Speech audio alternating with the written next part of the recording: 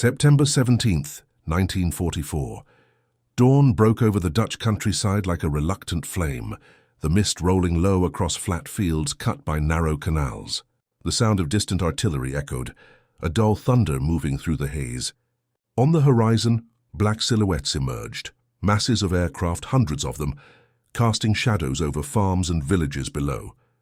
German commanders, peering through binoculars from their hastily fortified positions, smirked with disbelief. They had scoffed at the notion of American paratroopers being more than lightly armed nuisances, mere boys dropped from the sky.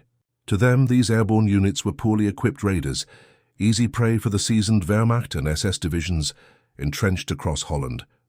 And yet within hours their laughter would die, replaced by the grim realization that the tide of war had shifted overhead. The morning belonged to Operation Market Garden. Bridges spanning the rivers and canals of the Netherlands were now the beating heart of Allied strategy. Secure them, and the road to the Ruhr, the industrial soul of Germany, would be pried open. Lose them, and the Allies would bleed in the lowlands trapped between water and fire. The Germans, sure of their defenses, expected a gradual push by ground forces. Instead, they looked up to see a storm of canvas canopies unfurling, blotting out the sky like a swarm of locusts.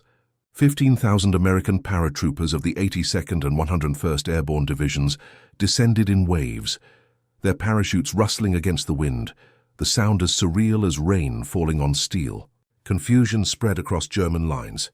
Officers barked orders over crackling field radios, trying to distinguish real threats from illusions. Anti-aircraft guns raked the sky, stitching the clouds with fire, yet still the paratroopers came. Some were hit, twisting violently before crashing into fields and hedgerows. Others drifted into canals, drowning under the weight of their gear, but most landed upright, rifles in hand, already cutting through harnesses before their boots touched the ground. Farmers looked on in stunned silence, watching fields that yesterday held only crops now swarming with armed men, fanning out with uncanny discipline. German commanders, steeped in arrogance, had long dismissed airborne forces as little more than spectacle. Their doctrine viewed lightly armed soldiers as vulnerable, unsustainable without immediate relief. A senior officer near Eindhoven laughed aloud as reports poured in of parachutes landing miles from intended drop zones, scattering units into chaos. To him it sounded like Allied folly repeating itself, but he underestimated something far greater: the relentless training, the cohesion, and above all the singular drive of American airborne soldiers who had been forged for this very purpose. They were not lost, they were hunting.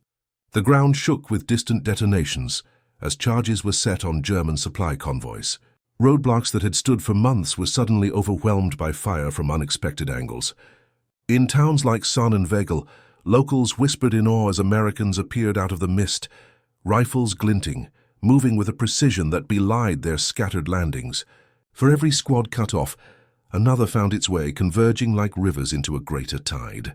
The paratroopers' objective was clear: the bridges that the German High Command had counted on to hold back the Allied advance. Bridges that, in their arrogance, they believed could never be seized by men who floated down with only rifles and light mortars. At sun, the first target fell into chaos. Explosives detonated by retreating Germans ripped through the structure, collapsing it into the water below. The laughter among German commanders flickered back to life, believing the Americans had been robbed of victory. But they underestimated again the speed at which the paratroopers adapted. Engineers moved with impossible haste, improvising crossings under fire, laying timbers and cables to haul men and equipment across. Within hours, where the Germans saw only destruction, the Americans had carved a new path forward. This was not disorder. This was improvisation sharpened into a weapon. Further north at Nijmegen, the battle raged fiercest. German officers sneered at the notion that underarmed paratroopers could dislodge their seasoned troops from fortified positions around the massive bridge spanning the Waal River. Yet as the hours dragged on, it became clear that their enemy was no longer bound by the conventional playbook. Every farmhouse became a strong point, every orchard a battlefield. Paratroopers pushed block by block, their resolve unshaken even as casualties mounted. Civilians recalled the sound of boots hammering cobblestones, the crash of rifle fire echoing through narrow streets, the terrifying yet liberating realization that the Americans would not stop until the bridge was theirs. German commanders, once dismissive, now argued bitterly over strategy. Reports conflicted. Paratroopers were everywhere or nowhere. Columns of armor sent to reinforce Nijmegen found roads cut by ambushes. Supply depots mysteriously vanished in flames. Bridges once thought secure fell one after another, seized not by overwhelming firepower, but by relentless determination. In the span of hours, mockery turned to dread. A war machine that prided itself on precision now found itself paralyzed by an enemy it had underestimated. By nightfall, the mist returned, thickening over the lowlands, cloaking the fields in silence. Fires smoldered along the roads, casting an orange glow that danced across the canals. German soldiers sat in the dark, clutching their weapons, listening to the distant rumble of Allied artillery edging closer. The paratroopers had not only taken ground, they had taken the Germans' certainty. Bridges, once symbols of German control, now stood as monuments to American audacity. The smirks of the morning had vanished, replaced by the heavy silence of men who realized they were fighting an enemy that could bend chaos into strategy. The first day of Operation Market Garden was not flawless. Mistakes were made, lives were lost, objectives delayed. Yet in those critical hours, the paratroopers had proved something the Germans could not laugh away. They had descended from the sky not as scattered boys, but as iron-willed soldiers. They seized ground the enemy thought untouchable, reshaped the battlefield with their own hands, and planted fear in the hearts of commanders who had believed them incapable. The mockery of the morning was gone. In its place stood respect, unwillingly earned through fire and blood. By the autumn of 1944, the war in Europe hung in a fragile balance. The Allies had broken free of Normandy's hedgerows, their armies surging across France in a tidal wave of men, tanks and trucks that seemed unstoppable. Paris was liberated in August, Brussels in September. The German army, bled white on the Eastern Front and pummeled in the West, appeared to be teetering on collapse. Yet the Reich had not fallen. Its armies regrouped behind rivers and canals, clinging to the flat, waterlogged landscapes of the Netherlands, with a tenacity born of desperation. The Western Allies, for all their victories, faced a daunting reality. They stood at the threshold of Germany itself, and its heartland was shielded by natural barriers and fortified defenses. The question was how to strike the final blow. For the Allied High Command, speed was paramount. Supply lines stretched thin across hundreds of miles, choking under the demand of fuel, ammunition, and food for millions of men. Every mile deeper into Europe strained the lifeline back to Normandy's beaches. A bold solution emerged from the mind of Field Marshal Bernard Montgomery. A single lightning thrust straight into the Ruhr, the industrial engine of Hitler's war machine. If the Allies could leapfrog across the Rhine River and seize the factories, steelworks, and rail hubs that fed the German war effort, the conflict might be over before Christmas. It would be risky, audacious, even reckless, but war had always favored the bold. Thus was conceived Operation Market Garden, a plan unlike any the Allies had attempted before. It would be the largest airborne operation in history.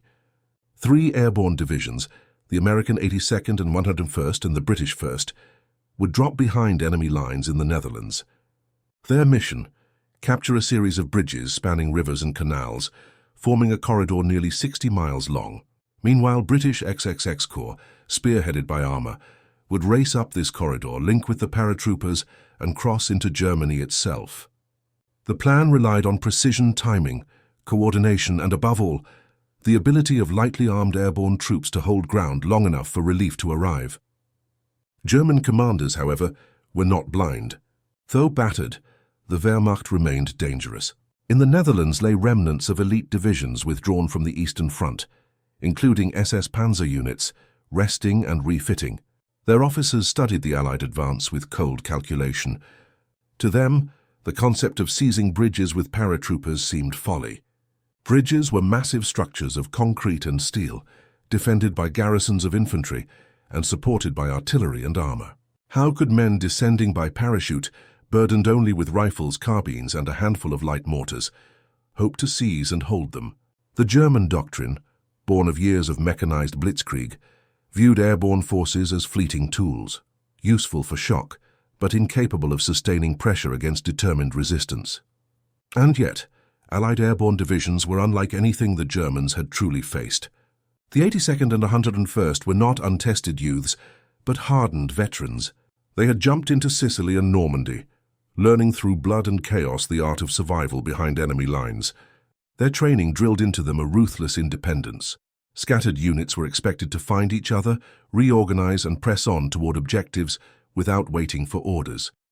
Radios were scarce, supply drops uncertain, but their doctrine emphasized initiative, aggression, and the will to keep moving forward.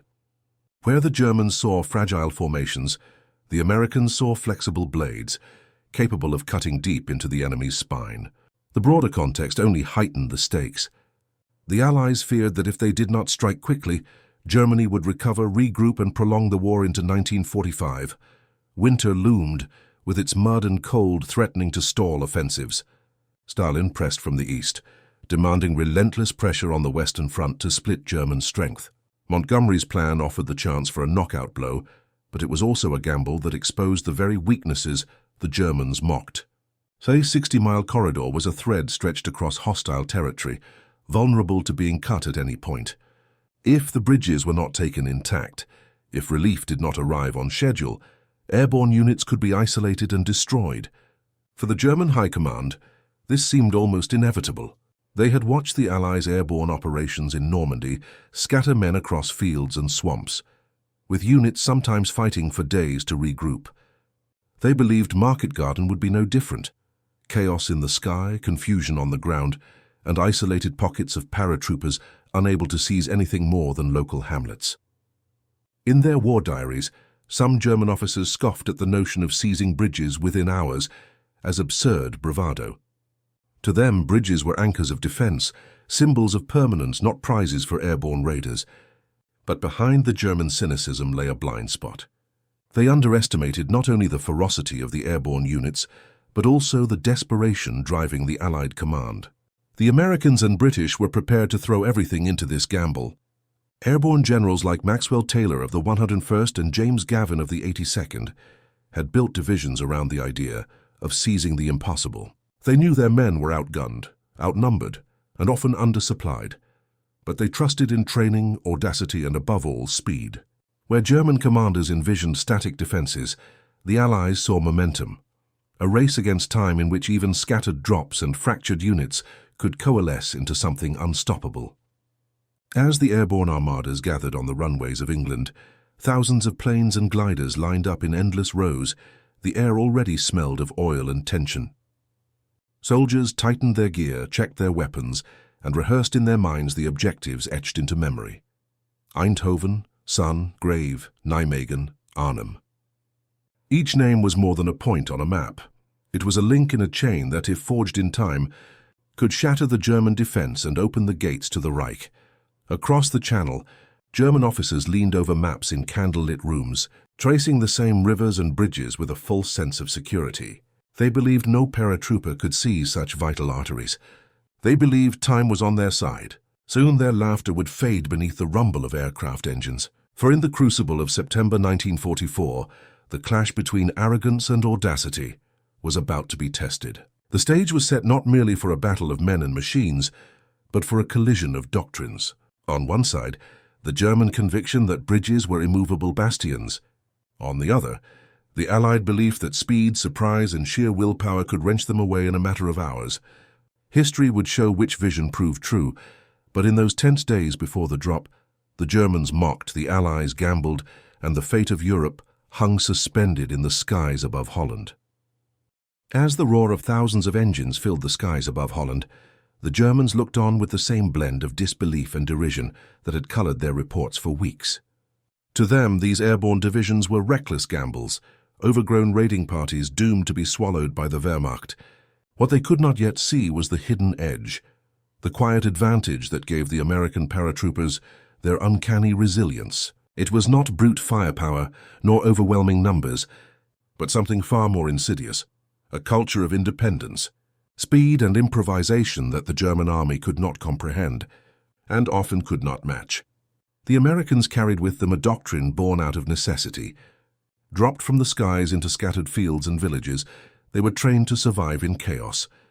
Their commanders drilled them to expect separation, to assume that radios might fail, that supplies might be lost, that leaders might fall. In the German mindset, such disarray spelled collapse. Units without orders, without central control, were considered broken. But for the American paratroopers, disarray was not defeat. It was their natural battlefield. From the moment boots hit the ground, every man was taught to seek the objective, to improvise routes to link with whoever he could find, and to press forward. Even isolated squads could become thorns in the German side, harassing convoys, cutting lines, creating the illusion of a force far larger than reality. This doctrine clashed sharply with the rigidity of German command.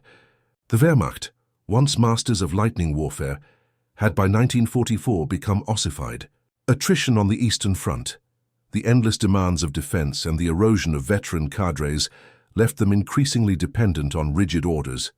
German commanders still valued initiative, but within carefully defined limits. A cut in communications could paralyze a unit. A destroyed command post could unravel an entire sector. And as the Americans descended on Dutch soil, this weakness became glaring. The Germans, sneering at boys with rifles, failed to grasp that each boy carried the mentality of a commander, able to adapt in ways that textbooks could not predict. But doctrine alone was not the whole advantage. The Americans carried tools that amplified their adaptability. Compact radios, though limited in range, were sprinkled throughout their units. Where Germans relied on heavy static systems vulnerable to jamming and breakdown, the Americans embraced mobility. A squad leader with a hand-cranked SCR 536 could reach another unit within minutes, coordinating ambushes, roadblocks, or assaults on enemy strongpoints. German officers mocked these sets as toys. Yet in practice, they allowed the Americans to weave a web of coordination that belied their scattered drops. A German patrol that believed it was facing 10 paratroopers might suddenly find itself trapped between converging fire from 50. Confusion mounted, and with confusion came hesitation. Speed was another element hidden beneath the surface. The American airborne carried little more than what they could drop with: rifles, carbines, machine guns, and light mortars. Deprived of heavy tanks or artillery, they compensated by moving fast, striking hard, and vanishing before German reinforcements could react. Bridges, so central to Market Garden, became the perfect targets for this philosophy. Germans assumed such structures could be defended until armored relief arrived. Yet the paratroopers struck within hours, overwhelming stunned defenders before they could demolish spans or organize barricades. Where the Wehrmacht expected a siege, they faced lightning seizure. The Germans also underestimated the psychology of the airborne soldier. For many, the very act of jumping into combat burned away hesitation. Men who hurled themselves from planes into fire and chaos carried a sense of destiny, a belief that they had already crossed the threshold of fear. German infantry, hardened by years of war, still could not fathom the mindset of opponents who willingly leapt into uncertainty, then charged forward with grim determination. Reports from German officers often described the paratroopers as fanatical or recklessly aggressive. What they failed to see was that this aggression was not madness, but method. It was a weaponized willpower, honed in training grounds back in the States, unleashed in the skies over Europe. Perhaps the most striking contrast lay in how the two sides viewed bridges themselves. To the Germans, bridges were obstacles to be fortified, defended, or destroyed if necessary. They were fixed points, tied to the logic of static warfare. To the Americans, bridges were living arteries, lifelines for the advancing ground forces, and seizing them was not simply about denying the enemy, but about feeding momentum. Every bridge captured meant that armor could roll forward without pause, that fuel and ammunition could surge deeper into enemy territory. This mindset transformed paratroopers into predators of infrastructure. They did not merely defend positions, they hunted them. On the ground, these hidden advantages manifested in ways that unnerved German commanders. Reports flowed in of paratroopers appearing where none should be, ambushing convoys at dawn, seizing road junctions before dawn patrols could secure them. German officers scoffed, claiming the Americans had simply blundered into favorable positions. But as hours stretched into days, the pattern became undeniable. Bridges once considered untouchable were falling. German demolitions teams often arrived too late, overwhelmed by a sudden rush of paratroopers who had no business being there so quickly. What the Germans mocked as disorganized scattering was revealed as something far more dangerous, a decentralized swarm, unpredictable and relentless. The frustration echoed through German headquarters. Commanders demanded explanations from subordinates, accusing them of incompetence, cowardice, or exaggeration. But the truth was harsher. They were facing an enemy whose very nature defied their expectations. Lightly armed, yes. Vulnerable, certainly, but never broken. Every drop zone scattered was a new puzzle, and every puzzle rearranged itself into fresh danger. By the time German officers realized that airborne warfare was not bound by their own assumptions, it was already too late. The bridges were falling, and with them their confidence. The hidden advantage was never a single weapon, never a single doctrine. It was the fusion of mindset, mobility, and sheer audacity. It was the ability to turn chaos into order faster than the Germans could react. As Market Garden unfolded, this advantage would ripple across towns and rivers, revealing itself in ambushes, in bridge seizures, in the sudden collapse of positions thought unassailable. German commanders had mocked the Americans at dawn. By dusk they would understand. The hidden advantage of the American paratroopers was not only in their doctrine and mindset, it was etched into the very steel and circuitry they carried onto the battlefield. Behind the dramatic drops of September 1944 lay years of engineering, design and production that armed them with tools their German counterparts often underestimated or lacked entirely. To understand why lightly armed airborne units could seize and hold bridges against superior forces, one must look closely at the instruments of war they carried, the radios, the weapons, the gliders, and the improvised engineering marvels that turned men into networks of living firepower. At the heart of their coordination stood the radio. The SCR-536 handy-talkie was no larger than a soldier's forearm, weighing just over 5 pounds. Its stubby antenna and simple push-to-talk button seemed unremarkable, yet in practice it was revolutionary. Unlike the German Fuji radios, which were heavy, complex, and prone to static, the SCR-536 provided direct short-range communication in the heat of battle. A squad leader crouched behind a hedgerow could whisper into it and redirect men across a field. Platoons, scattered over miles of Dutch countryside, could find one another and strike as a single unit. Germans listening on their receivers heard only silence, unable to intercept or jam the frequency-modulated signals. What they dismissed as toys became lifelines, turning airborne chaos into synchronized assault. Larger still was the SCR-300, the backpack radio carried by two-man teams. Weighing 35 pounds and powered by hefty dry-cell batteries, it could link battalions across several miles. Engineers at Motorola and Galvin Manufacturing had refined the set to endure mud, water, and shock.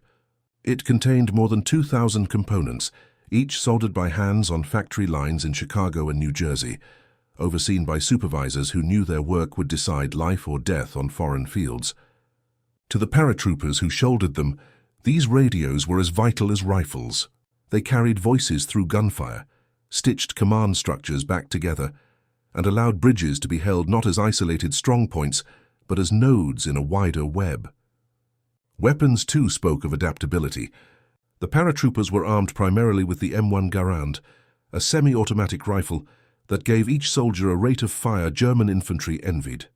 Where the standard German carabiner 98K fired bolt-action rounds, slower and deliberate, the Garand spat 8 shots in rapid succession before the iconic ping of its en-bloc clip signaled a reload. In house-to-house fighting around bridges, this edge mattered. Fire superiority in close quarters was not a luxury, it was survival. Alongside the Garand came the M1A1 carbine, lighter, folding stock versions, tailored for airborne drops, easily slung during descent, and wielded the moment boots touched soil. Submachine guns like the Thompson and M3 grease gun added brutal close-range punch, their automatic fire shredding through German patrols that had expected only rifles. Light support weapons filled the gap. The 60mm mortar, compact enough to be dropped in sections and reassembled in minutes, lobbed shells into German positions that thought themselves safe behind embankments or buildings. The 30-caliber Browning machine gun, manhandled across fields, laid down suppressive fire that rivaled the heavier MG-42s it faced, Even the bazooka, primitive compared to the later German Panzerfaust, allowed airborne squads to confront armor with at least a fighting chance. These tools were not the heaviest or the most advanced of the war, but they were designed to be portable, reliable, and above all suited to the unique demands of airborne warfare. Then there were the gliders, silent wooden leviathans that carried not just men but jeeps, small artillery pieces, and engineers into the heart of contested zones. The Waco CG-4A, constructed from plywood and steel tubing, could deliver a 6-pounder anti-tank gun or a squad of engineers with demolition charges directly onto the battlefield. German commanders ridiculed the ungainly craft, vulnerable to wind and flak, but once on the ground their cargo could mean the difference between holding a bridge or watching it collapse in fire. Factories in Michigan and Pennsylvania churned them out in staggering numbers, each one a disposable arrow loosed into the heart of occupied Europe. Engineering ingenuity extended beyond transport. American combat engineers, often dropped alongside paratroopers, carried explosives, detonation cord, and even portable Bailey Bridge components that could be assembled in hours. When the Germans blew the bridge at Sun, they assumed the Americans would be paralyzed for days. Instead, engineers improvised crossings with planks, ropes, and sheer muscle, moving men and equipment across under fire until heavier bridging units could arrive. What the Germans perceived as weakness, the reliance on fragile bridges, was transformed into a strength by the resourcefulness of engineers who refused to let obstacles halt momentum. Production on the home front ensured that these tools were not rare luxuries, but abundant. By 1944, American factories had produced over 5 million M1 Garans, more than 2 million carbines and thousands of radios and mortars. Motorola, General Electric, and dozens of subcontractors turned out radios in assembly line precision, while the Ford Motor Company and Willys Overland produced jeeps destined to roll off gliders and onto Dutch soil. This industrial scale dwarfed German output, which by late 1944 struggled under Allied bombing and resource shortages. Where German units fought with dwindling supplies, American paratroopers could count on steady drops of ammunition, weapons, and medical gear, parachutes blossoming overhead like lifelines in silk.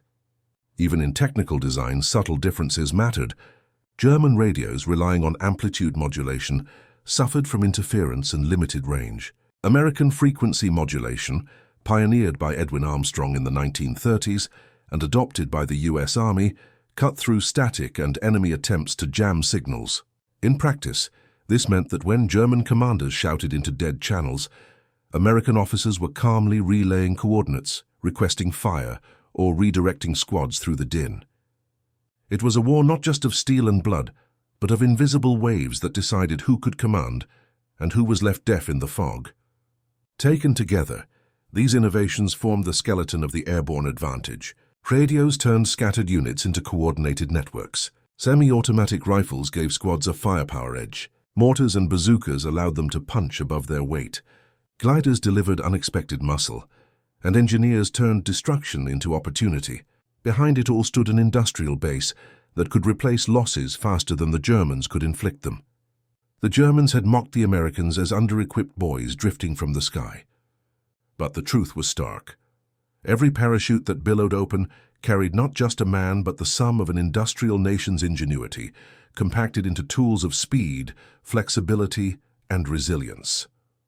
In the dark hours before Market Garden began, the technical pieces were already in place. The Germans, blind to the significance of lightweight radios, semi-automatic rifles, and portable engineering kits, prepared to repel raiders. What they would face instead were soldiers, armed not just with weapons but with an entire philosophy of war, embodied in every circuit, every spring, every bolt of steel. In Holland, it was not brute force that would seize the bridges. It was the fusion of technology and doctrine sharpened into the edge of American airborne steel. September 20th, 1944. The city of Nijmegen trembled under the weight of war. Smoke rose from shattered rooftops, curling above the spires of St. Stephen's Church. The Waal River, broad and merciless, cut through the city like a black artery, its waters reflecting the fire of burning buildings. On the far bank loomed the Great Bridge, arched steel rising defiantly into the sky, its girders braced with German machine guns, its approaches layered with mortars and artillery. For German commanders, It was unthinkable that American paratroopers, scattered and underarmed, could wrench this massive span from their grip. Yet the events of that day would etch themselves into legend, as the 82nd Airborne Division undertook one of the most audacious assaults of the war, the crossing of the Waal. By then, Operation Market Garden had entered its critical hours. The 101st Airborne had secured key crossings further south. British XXX Corps was fighting its way up the single narrow road, and Arnhem, far to the north, was under siege. For the entire Allied plan to succeed, the bridge at Nijmegen had to fall intact. Without it, the corridor would choke and Arnhem would be cut off. The Germans knew this as well. They had fortified the bridge approaches with ruthless efficiency, deploying troops from the 10th SS Panzer Division. Their heavy weapons swept the span, and their artillery registered every approach road. The bridge was more than steel and bolts.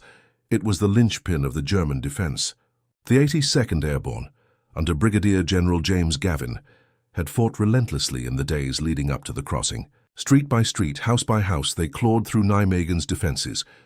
German soldiers fought bitterly, snipers picking off paratroopers from attics, machine guns rattling from every corner.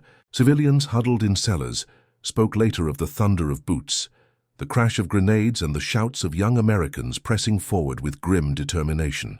Yet no matter how hard they fought, the bridge remained a looming, untouchable prize. The solution was as daring as it was desperate, a daylight river assault. Across the Waal, German guns commanded the high ground.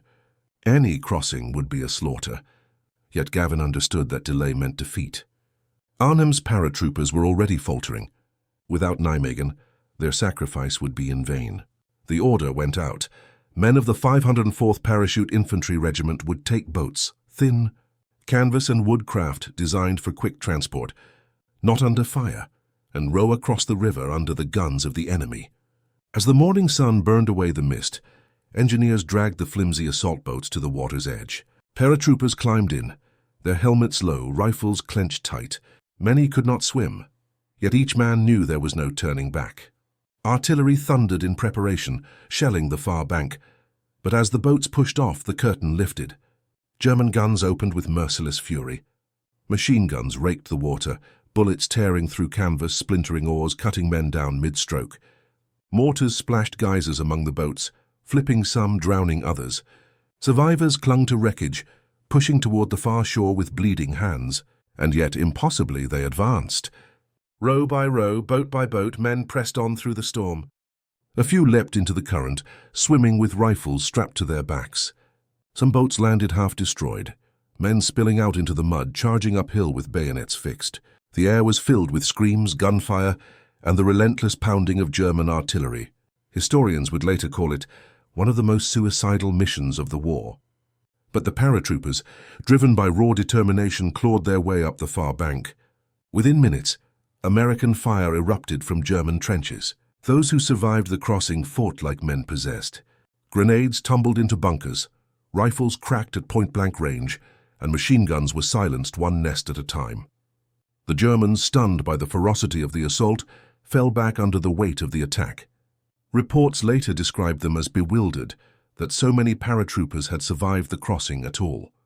On the near bank, more boats pushed off, reinforcements braving the gauntlet to join the fight. Slowly, agonizingly, a bridgehead was carved from blood and smoke. At the same time, paratroopers within Nijmegen surged forward.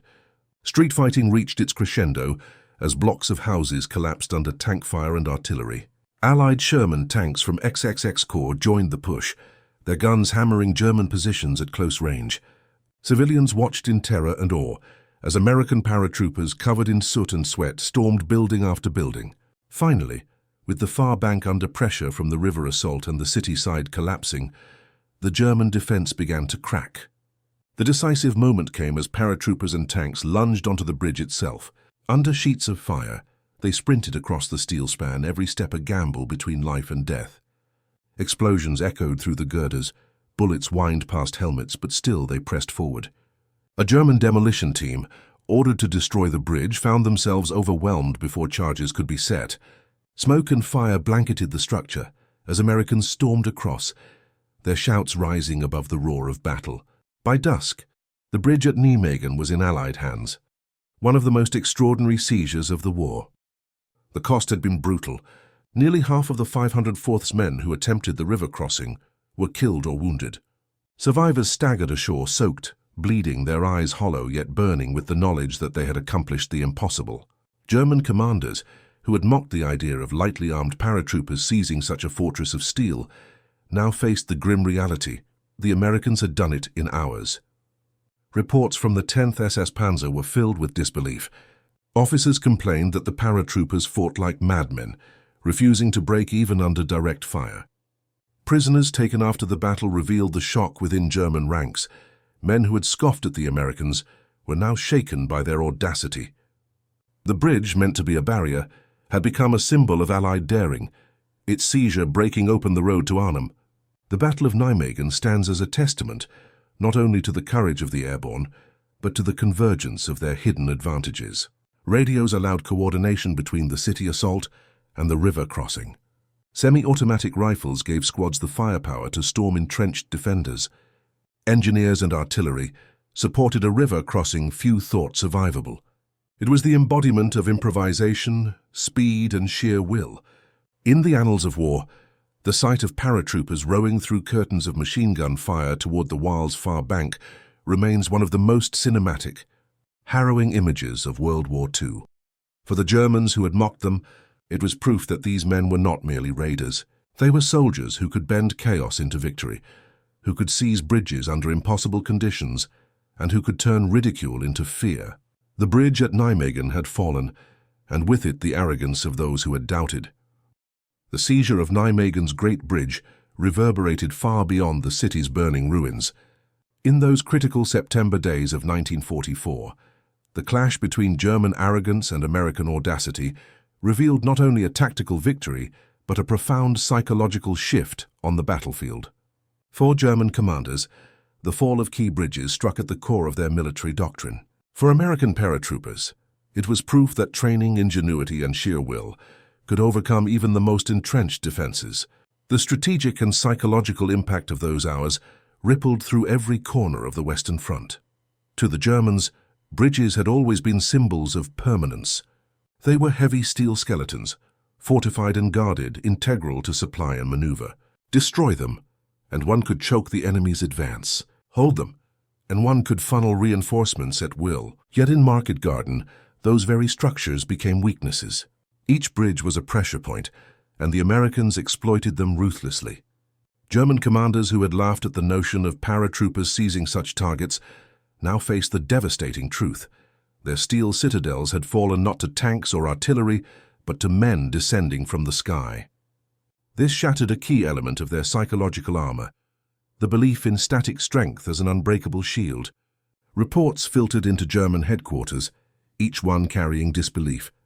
At Sun, where the bridge had been demolished, Americans had improvised crossings in hours. At Grave, paratroopers seized one of the longest bridges in Europe virtually intact, overwhelming its defenders before charges could be set.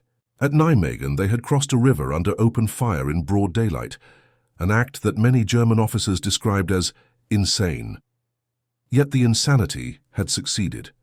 Suddenly, German units could no longer assume safety behind rivers and canals. Everywhere they feared the sudden arrival of airborne units, striking at their flanks, their supply lines, their lifelines of steel. The psychological toll on German soldiers was immense. For men who had survived years on the Eastern Front, hardened by brutal campaigns, the sight of enemy troops emerging seemingly from nowhere was unnerving. Patrols marched nervously, aware that any hedgerow might conceal paratroopers with radios calling down fire. Convoys moved cautiously, slowed by the fear of ambush. Even armored columns hesitated, uncertain if the bridges ahead were safe or already crawling with enemy units. A sense of unease spread through the ranks, eroding confidence that had once been ironclad. On the Allied side, the effect was the reverse. Though losses were heavy, the paratroopers emerged with a renewed sense of invincibility.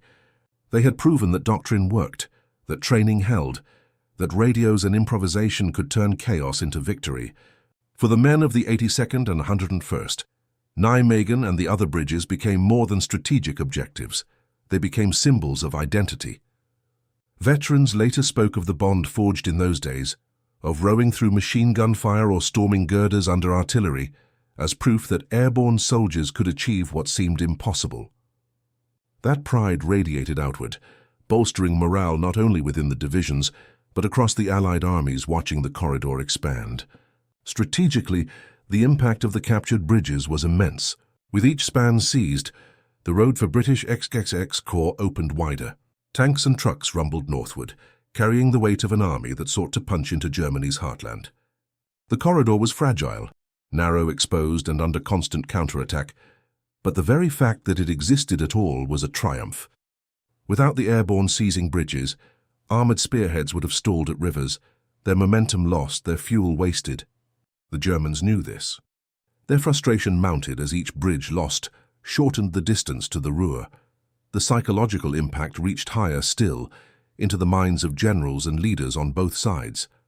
For Montgomery, the airborne seizures justified his gamble, even as Arnhem's tragedy unfolded. For Eisenhower, the daring of the paratroopers underscored the necessity of bold moves, of exploiting America's industrial and doctrinal strengths. For Hitler and his generals, the humiliation was bitter.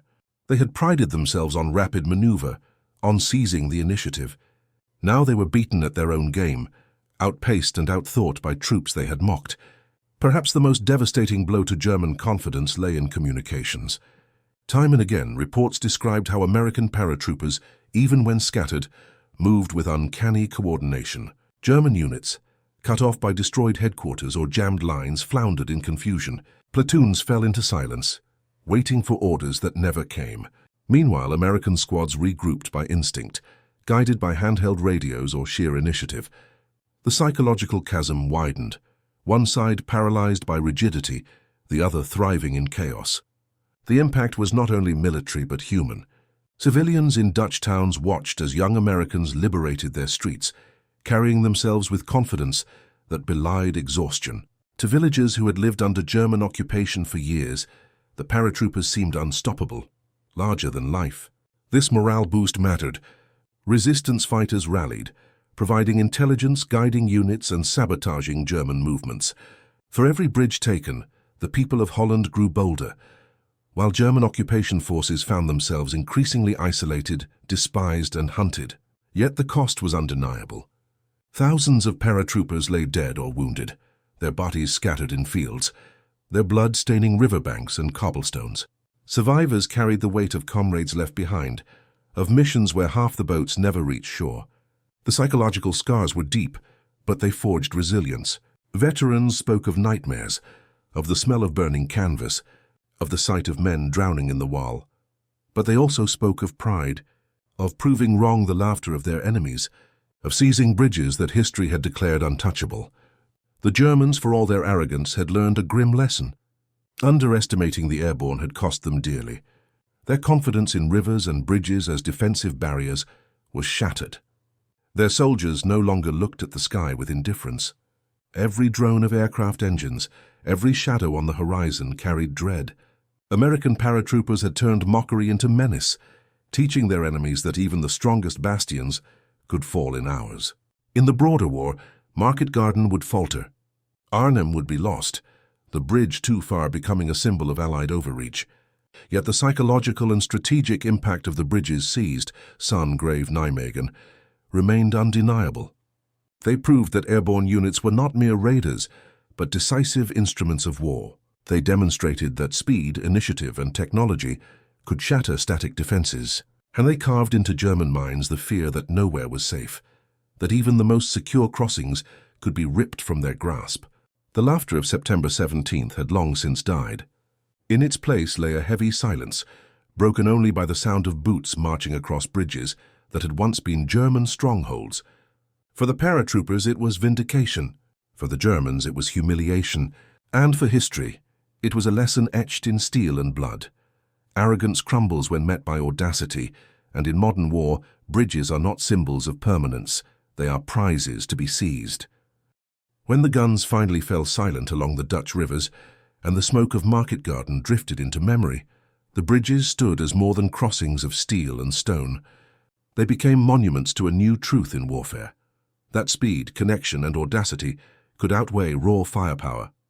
The legacy of those September days would echo long after the last paratrooper staggered off the battlefield, shaping not only the endgame of World War II, but the very foundations of modern military thought. For the Germans, the lessons were bitter. Commanders who had mocked American airborne forces were forced to acknowledge their failure. Reports captured the disbelief in stark terms.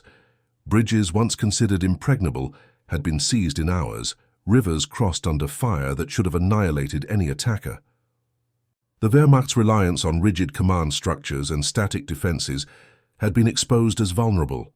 They had underestimated not just the technology of their enemy, radios, semi-automatic rifles, gliders, but the mindset. American paratroopers thrived where Germans faltered, in chaos, in disarray, in moments when command and control seemed to collapse. The realization came too late, but it was etched into the diaries of German officers. They were everywhere and nowhere. They fought as if they were many, when in truth they were few. For the Allies, the bridges seized in Market Garden stood as proof of concept. Though Arnhem fell and the grand plan faltered, the airborne divisions had shown what was possible. They had seized bridges that armored divisions alone could not have taken in time. They had disrupted German defenses, forced enemy commanders to redirect precious reserves, and injected shock into the heart of occupied Europe. More importantly, they had validated the doctrine of airborne warfare. From the smoking ruins of Nijmegen to the shattered span at Sun, the lesson was clear.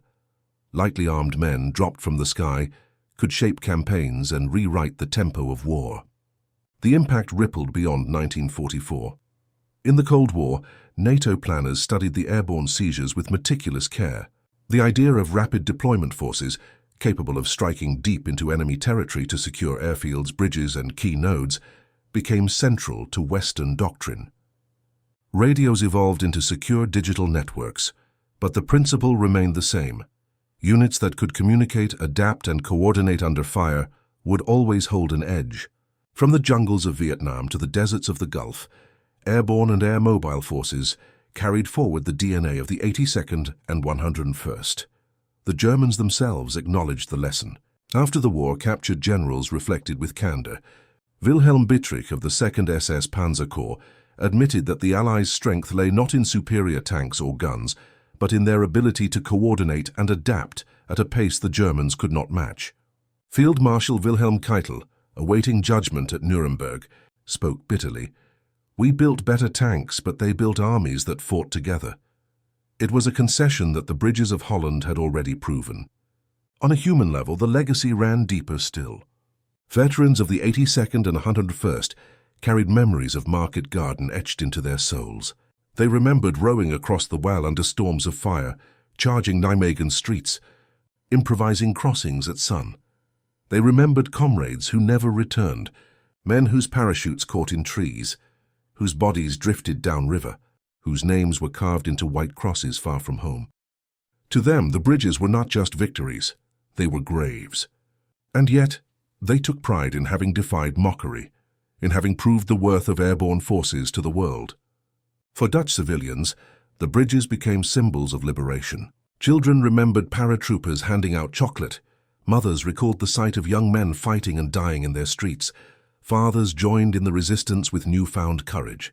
The bridges, once guarded by German sentries, now carried Allied convoys rolling north. They were lifelines, not just for armies but for a people who had endured occupation. To this day, Nijmegen and Sun commemorate the sacrifices of the airborne, their rivers and roads forever tied to the memory of men who seized the impossible. Strategically, the failure to hold Arnhem meant that the war dragged into 1945, costing lives that Montgomery's gamble had hoped to save. Yet even in failure, the airborne achievements at the lower bridges reshaped German defenses. They forced Hitler to divert divisions, to shore up rivers that no longer felt secure, to fight a defensive war on ground he once considered safe. In doing so, the paratroopers accelerated the erosion of the Reich's crumbling foundation, and the lesson carried forward into the 21st century. In every modern conflict, from Iraq to Afghanistan, the doctrine of rapid seizure of key terrain echoed the legacy of Market Garden. Helicopters replaced C-47s, satellites replaced handy-talkies, and precision-guided munitions replaced mortars.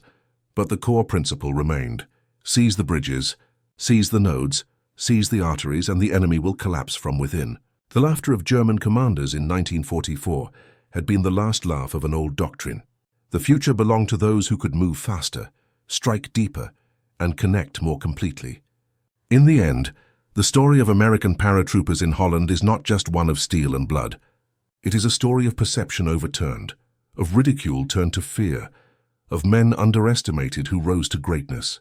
German commanders mocked them as boys with rifles, yet those boys seized bridges under fire, improvised where steel collapsed, and fought with a ferocity that shook seasoned veterans. They proved that in modern war, strength lies not only in armor or artillery, but in the will to act, the speed to adapt, and the connection that binds men into a single, unbreakable force. As the war drew to its bloody close, one truth stood tall above the rivers of Holland. In the contest between arrogance and audacity, it was audacity that claimed the bridges. And in the echoes of history, one lesson remains, etched into every battlefield since: connection outweighs firepower, speed defeats armor, and those who dare the impossible seize not just the bridges of war, but the future itself.